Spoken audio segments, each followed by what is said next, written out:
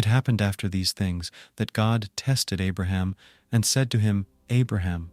He said, Here I am. He said, Now take your son, your only son, whom you love, even Isaac, and go into the land of Moriah. Offer him there for a burnt offering on one of the mountains which I will tell you of. Abraham rose early in the morning and saddled his donkey and took 2 of his young men with him and Isaac his son. He split the wood for the burnt offering and rose up and went to the place of which God had told him. On the 3rd day Abraham lifted up his eyes and saw the place far off. Abraham said to his young men, Stay here with the donkey. The boy and I will go yonder. We will worship and come back to you.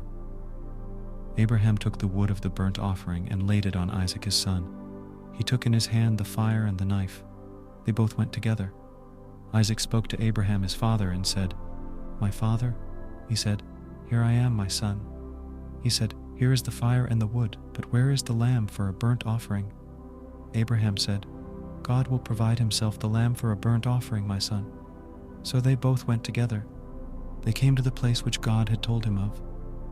Abraham built the altar there, and laid the wood in order, bound Isaac his son, and laid him on the altar, on the wood. Abraham stretched forth his hand, and took the knife to kill his son. The angel of Yahweh called to him out of the sky and said, Abraham, Abraham, he said, Here I am. He said, Don't lay your hand on the boy, neither do anything to him. For now I know that you fear God, seeing you have not withheld your son, your only son, from me.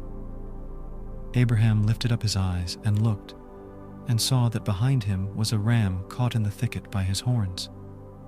Abraham went and took the ram and offered him up for a burnt offering instead of his son. Abraham called the name of that place, Yahweh will provide. As it is said to this day, On Yahweh's mountain it will be provided.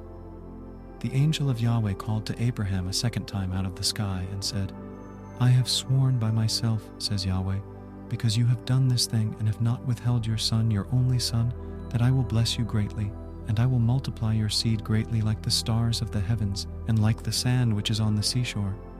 Your seed will possess the gate of his enemies. In your seed will all the nations of the earth be blessed, because you have obeyed my voice. So Abraham returned to his young men, and they rose up and went together to Beersheba. Abraham lived at Beersheba.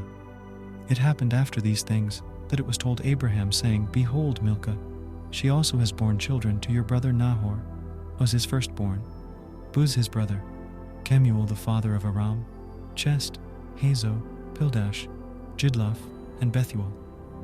Bethuel became the father of Rebekah. These 8 Milcah bore to Nahor, Abraham's brother. His concubine, whose name was Reumah, also bore Tebah, Gaham, Tahash, and Maacah.